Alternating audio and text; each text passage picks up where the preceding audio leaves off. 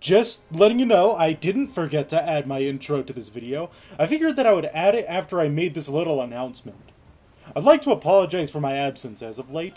I feel like I need to clear a few things up. If you're more interested in the actual meat and potatoes of this video, here's the timestamp that I would skip to if I were you. First off, here's why I haven't been posting for a while. I've been working on a massive video project as of late, and specifically about this game called Ultra Kill. I teased it in my Halo Infinite video if you're interested in checking that out as well. And man, has it been taking a lot out of me, both mentally and physically. While I think you might enjoy it, and I hope that the devs of Ultra Kill enjoy it as well, I had to stop and take a breather since Ultra Kill's a game that at worst can cause carpal tunnel, and at best can cause a sore wrist for about a day. 2, I was on vacation, and I actually went out to Colorado Springs to visit a large group of friends, and, well, my boyfriend. So, there is that, and that's where I've been. So, I'm hoping to get my Ultra Kill video out before I also head up to Chicago, and when I go up to Chicago, I'll make sure that I make a video talking about that as well, because I'm hoping y'all want to see that. Anywho, with that out of the way, let's get into the actual video.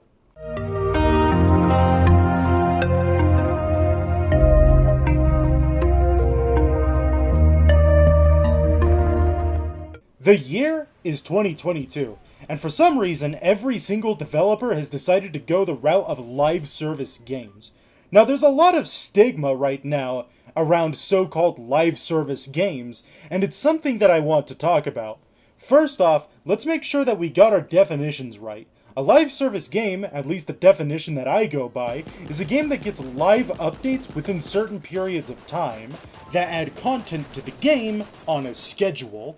This includes, but is not limited to, bug fixes, weapon skins, game levels, player models, weapon charms, etc.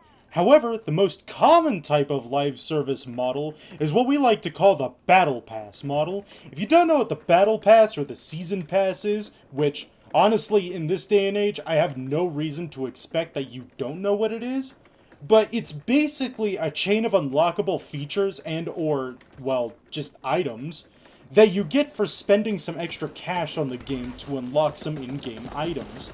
This is mostly prevalent in games that are free or free to play. Here are a few games that I think work on the live service model, specifically the Battle Pass model, those being Super Animal Royale, Fortnite, Apex Legends, and Deep Rock Galactic, just to name a few. Fortnite's system is very basic and basically invented this entire system.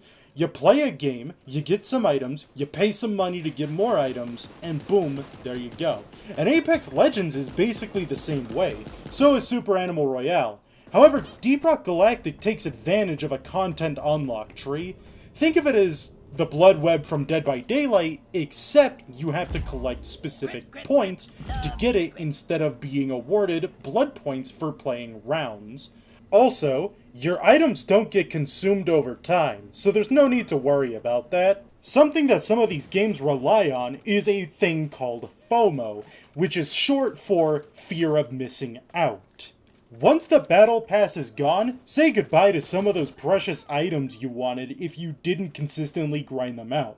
However, Super Animal Royale, Deep Rock Galactic, and Halo Infinite don't use FOMO tactics for their systems. In both Super Animal Royale and Halo, you are able to choose previous Battle Passes to grind. Super Animal Royale, on the other hand, allows you to do 2 Battle Passes at a time, meaning that you get the most bang for your buck, and there's no restrictions on the items you can get. Now imagine that being in most games. Wouldn't that be sick? As far as Deep Rock Galactic is concerned, so after a new season is thrown out, every item from the pass gets thrown into the loot pool that you have to find around Hoxie's 4, which is the planet that the game takes place on. Deep Rock Galactic also does a different thing. Instead of you paying for the season pass is free. You just have to pay for the game. I'm honestly a big fan of this sort of model. You pay for the game and you get all of the season passes. Halo Master Chief Collection did this as well as of late, and I commend the developers at 343 for sticking with that. even though they could be doing better with Halo Infinite. The only thing that the developers of Deep Rock Galactic really ask you to do is to just play their game. You tend to get the premium currency by completing events related to the Season Pass. This incentivizes people to do multiple things in the game, and it also makes people want to play the game to level up their Season Pass. Another thing that DRG does to make its Season Pass a lot better is the unlock tree system that it has, where you're given a lot more liberty on the items that you can get, therefore making it a lot easier to get the items that you actually want to get, as opposed to trying to grind for hours upon hours upon hours upon hours, or worse, make you pay more money to get to the tier that you want using your hard-earned cash. Seasons in both DRG and Halo Infinite tend to take a while. However, the only difference is that DRG knows how to do it. You see, they've got the cat in the bag. Now you might be wondering, Techmo, what do you mean by this? Let's talk about the fact that the developers are transparent and are willing to communicate with the player base on features that will be added, as well as bugs that will be patched, and most of all on multiple different gameplay changes, whether that be a new gun or a new biome to play in, while also making updates periodically during the season, unlike that of Halo Infinite. Despite the fact that I mentioned that Halo Infinite had one really good aspect, that being allowing you to choose previous battle passes to grind out, it has a lot of glaring issues. First off, I would barely call this game live service. Rather, I would call it a periodically updated game. The reason I say this is due to the fact that it tends to take a long while to actually put content in the game. Remember, Season 1 was 6 months long, and Season 2 is also currently 6 months long. This is enough time for both Apex Legends and Fortnite to have 4 seasons worth of content added. Meanwhile, there's very little content being added in general, or bugs that are being fixed between Halo Infinite seasons. While I like Halo Infinite, and I think it has a lot of potential, and I think it's a good game, I don't think it's a good example of what you should do if you plan on making a live service game.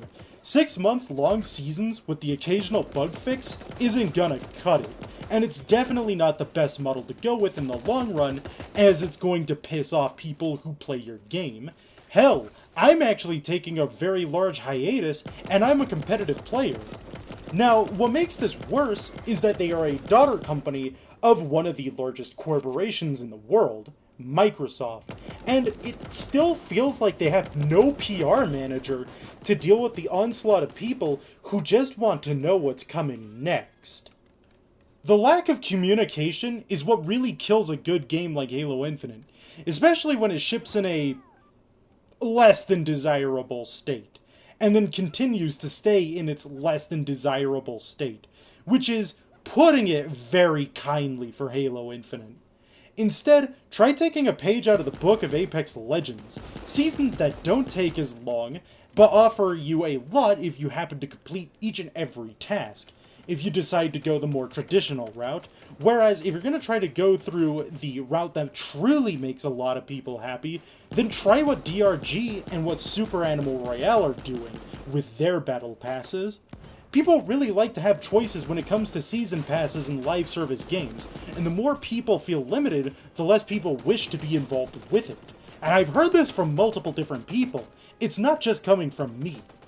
The same thing goes with shops and online marketplaces. The Manco store in TF2 has basically become a bit of a meme, since people can find their own items for cheaper on the Steam market anyways, and a lot of people don't like paying the exact same price for one cosmetic as the price of a battle pass. At this point, I think I've made it evidently clear what you should do when making a live service game, and if you're looking to play a large game with a large player base that also has a live service model, or you plan on checking out games that have battle passes or season passes, then maybe I have helped you choose some games that have the most rewarding systems. Anywho, I hope you enjoyed this video. Leave a like, comment, and subscribe, and make sure that you check out my live streamer friend, Stargazer Bird, as they've been trying to get their name out there as well. And with that, I'll see you in the next one. Techmo, out.